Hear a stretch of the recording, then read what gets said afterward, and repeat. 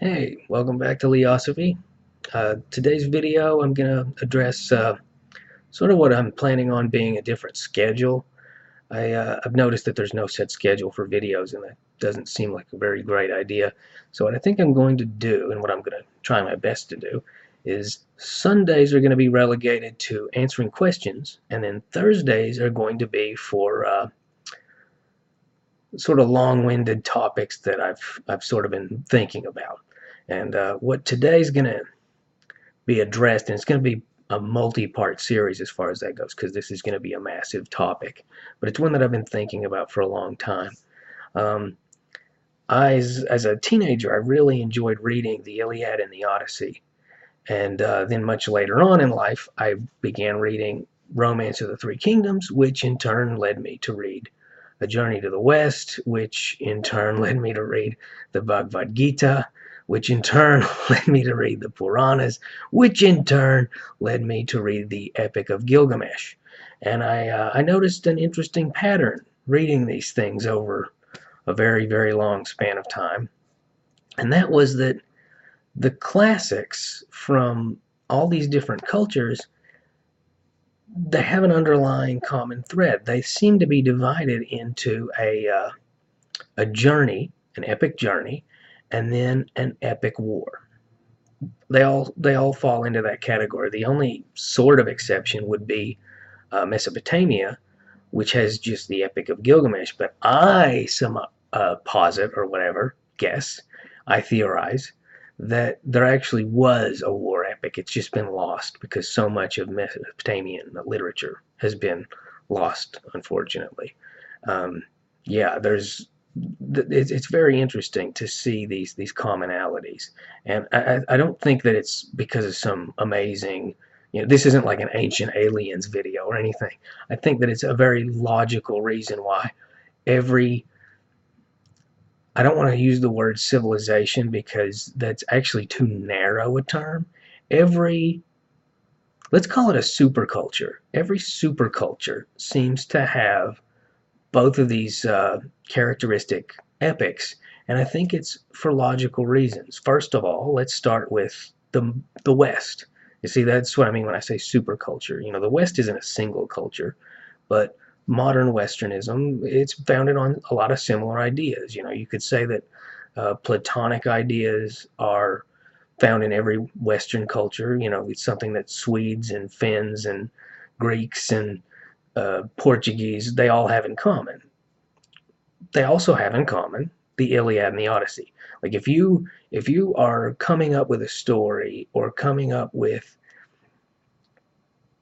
if you're trying to rationalize what is moral, what it means to be a hero, what it means to be a man, what it means to be good, etc., the Iliad and the Odyssey are going to be, even if you've not read them, if you're a Westerner, they're going to play an important role in those decisions, because they have created all the archetypes that you associate with those kind of figures. If you have watched Western cinema or read Western literature, every single one of those characters is in some sense or another descended from Greek dramas, and Greek dramas are in some sense or another descended from those Greek epics written by Homer, the Iliad and the Odyssey. Every hero on some level is either Achilles or Odysseus, and I don't mean that in the narrowest sense. No, don't get the wrong idea in thinking I'm saying that you can just pigeonhole every character into those forms.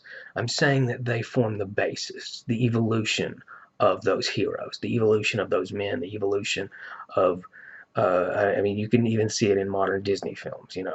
Scar is not that far removed from Agamemnon, is what I'm saying. So that's the basis of our morals, really, because we moralize based on what we're exposed to. And it's very common for people in the West to sort of think that all our morality comes from the Ten Commandments. And I've got nothing against the Ten Commandments, but it goes further than that. And the Iliad and the Odyssey, in many respects, are sort of the primordial ooze that every Western culture has sort of evolved from, has sort of sprung from. You know, um, And I find this very interesting, especially when we compare it to Eastern culture. And I think that on many levels, Eastern culture has its foundations in Romance of the Three Kingdoms and A Journey of the West. That's their epic war and their epic journey, respectively. And they also have two other epics, which I'd love to also cover at some point in the near future. In fact, I'd love to talk about all four Chinese epics: A Journey to the West, um, Romance of the Three Kingdoms, Bandits of the Marsh, and Dream of Red Chambers. It's translated weird. I've read it as Dream of Red Mansions and Dream of Red Rooms as well. But anyway, um, so yeah, let's address why you would have an epic war and an epic journey in every culture. Well, for starters, this question is going to come up either in the minds of children who ask their parents or in the minds of politicians who may ask themselves, why us? Why our country? Why are we here? What gives us a right to be here? When people invade, why do we defend ourselves from them? Why is it impossible to even think of us fleeing that invasion and going elsewhere and setting our roots somewhere else? What makes us Trojan? What makes us Greek? What makes us American? What makes us Icelandic? And the answer is always in these epics, because the gods willed for us to be here. This isn't just about, we didn't just settle down. We didn't just stumble across a place that had fresh water and fertile land. No, no, the gods led us here. And that's why every civilization, super society, whatever you want to call it, they all stem from this massive conflict between gods and humans and these heroes fighting one another. It establishes the right to be there. It also establishes, especially, if you think about it, monarchy has always been sort of more common throughout history than any kind of republic or any other, even theocracies, which are sort of almost universal. They're still supplemented by a monarchy. It links those rulers to divinity. It links those rulers to the gods that willed that those people be in that place. So that's a very important thing. Every society needs to know where they stand and why they stand there, what defines them. And a great war, it's very definitive. It tends to set a few things in stone. To deny that would be a smack in the face of these larger than life figures who helped found that either that city, that capital, that kingdom, what have you. And then also we have the epic journeys, where the hero, either on their own volition or because they're forced to. In the case of Odysseus, it's because he pissed off Poseidon and now he can't get home and he's trying to get home. It establishes the outside world. Here there be dragons. What's beyond the walls of the city? What's beyond the borders of the kingdom? What's out there? And we see this in particular, even more so than an epic war nowadays. Now that war has become largely sort of it's almost like guerrillas versus drones at this point. There's no well-defined invasion force. Um, Especially now, epic journeys are sort of more common in modern media. You see it in science fiction. You see it in fantasy. Look at The Hobbit. The dwarves were kicked out of their home and they're trying to go back home. You see it everywhere. And what it does is it establishes two very important things. One, within this society, within this kingdom, within this nation, etc., there is order. There is comfort. There are the things that you're used to, the things that you like, the things that you enjoy. Outside, there is chaos. There are monsters. Things are different. There are people who don't eat regular food like you and I. They are the lotus eaters. They're different. Beautiful women from other places. Woohoo! They're not like the women back home. They have teeth in their cooches, or they sing siren songs, and they really have monster tails underneath, and they eat sailors. It presents a frightening idea of what's outside. And you can see this again with modern fiction. Look at Ridley Scott's Alien, one of my favorite films. It's just amazing. But what does it present us about the world, or the place beyond the world? the universe outside of the world. There's there's nothing outside that's ever been seen by all these spacefarers in that film except human beings, who got started on Earth, until they see one thing from the outside, and it's incredibly hostile.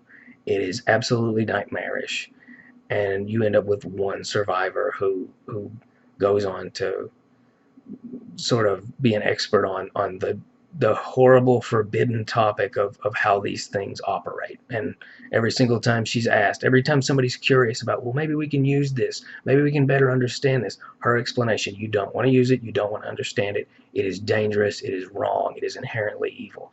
That presents a very scary view of what's beyond, of what's outside of our comfort zone. And that's so important whenever you have a civilization, a society that's founded by a people, because you have to establish an us versus them attitude. Otherwise, you don't have an identity. And what these epic journeys do is you have some amazing individual from within that society who goes out into that dreadful alien place and usually comes back with something useful, or some amazing insight, but you'd never actually want to follow their footsteps and also go into that unknown. And you see this even in human history. I mean, look at the Columbian Exchange, how that worked out. Columbus, he met the Amerindians, and what did we get out of it? What did Europeans and by extension actually the rest of the world outside of the Americas get from the Columbian Exchange?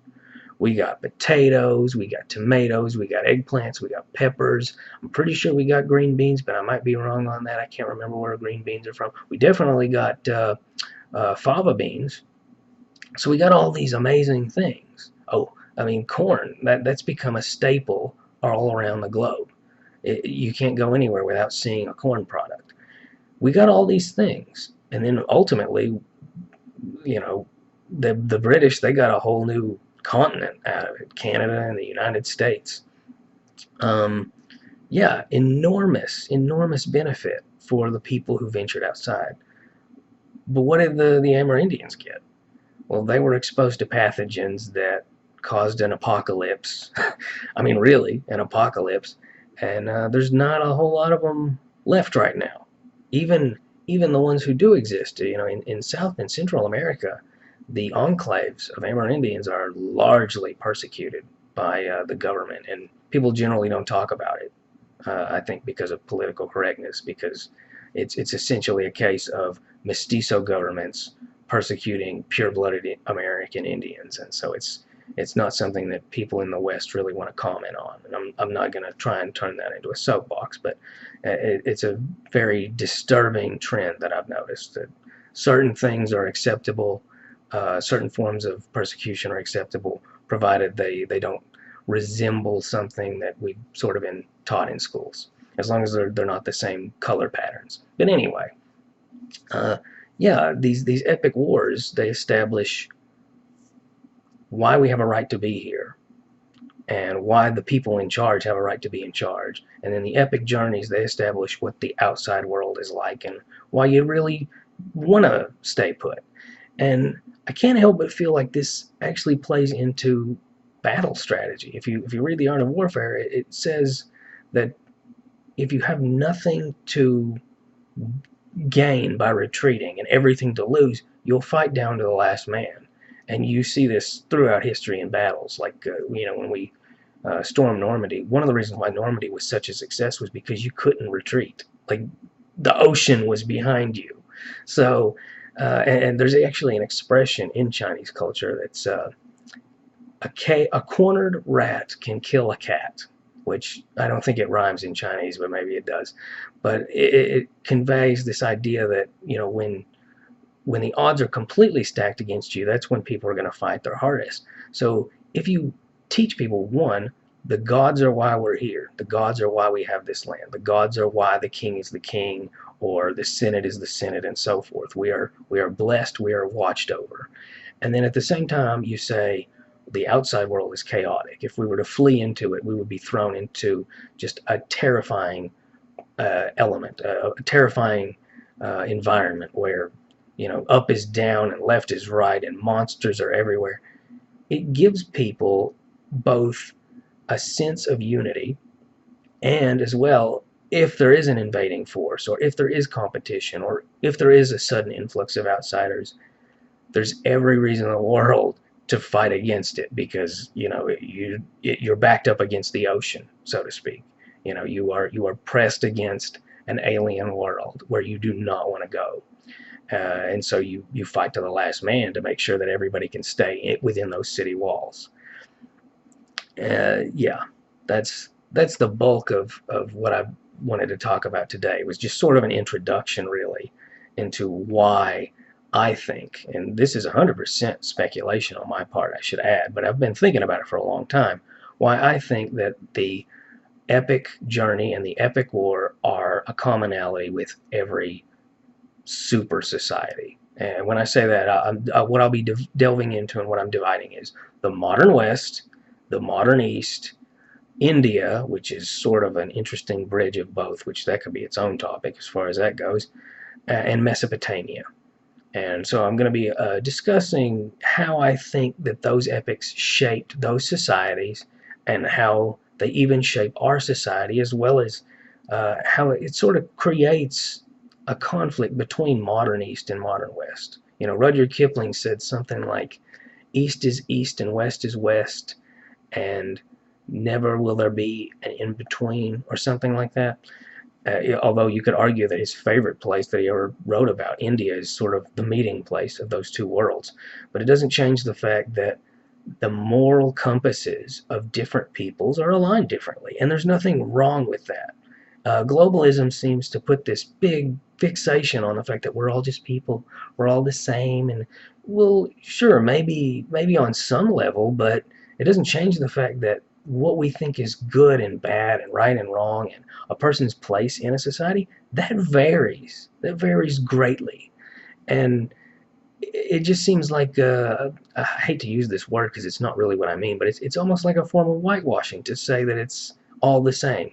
No, it's not all the same. And you see this even with the foundations of our society in terms of literature. You see this with the difference between the Iliad and the Odyssey and A Journey to the West and Romance of the Three Kingdoms. And that's going to be the real focal point, is comparing those two. Because unfortunately, the Bhagavad Gita almost sort of stands alone as its own remarkable epic. And the Mesopotamian, of course, the Epic of Gilgamesh, it's the only one of its kind. There's no war epic, unfortunately. But we can see common threads that go through these ancient civilizations to modern society. I mean, really, when a Chinese person sits down and comes up with who is a hero, Liu Bei or Sun Wukong, those are the archetypes. Those are the two individuals that stand in their mind the brightest, the biggest, the loudest. And conversely, in the modern West, Odysseus and Achilles, they stand out. And sure, there are other stories. I mean, Beowulf is a huge example. And I'm not skimming over the Bible either. It's not that. It's the fact that it's sort of universal. Everybody is familiar with those stories now. They absolutely do play a role. In fact, that's a whole other thing that I'd like to talk about, is growing up in the modern West, especially in the Bible Belt. There were parts of the Odyssey in particular, the Iliad too, but they struck me as very alien. They struck me as going against my moral compass. And with good reason, and that's not a criticism, by the way. I'm kind of glad that some of those things bothered me, but that pales in comparison to how alien it felt reading A Journey to the West and Romance of the Three Kingdoms. What is right and wrong in those stories are very different to what is right and wrong in the Iliad and the Odyssey, and certainly different to what is right by the modern, more Christianized version of Western culture. Very different. And that's one of the things I wanted to delve into, which I will, but this is just sort of an introductory video. I hope they don't extend beyond 20 minutes each, but it's hard to say. I'm going to go on some long-winded rants, I'm sure of it. But I hope you like this introduction, and I hope this piques your interest in what's to follow. Thanks.